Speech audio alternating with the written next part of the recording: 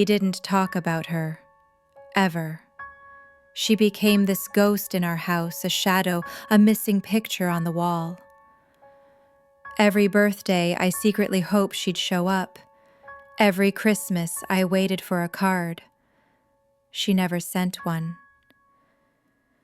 When I turned 15, I Googled her name for the first time. I found a Facebook page. She had a new last name, a new husband, a new baby. They lived in Colorado. There were pictures of her holding this tiny kid, smiling the same smile she used to give me. That night, I punched a hole in the drywall and cried so hard I gave myself a nosebleed. I never told my dad I found her. He never brought her up again.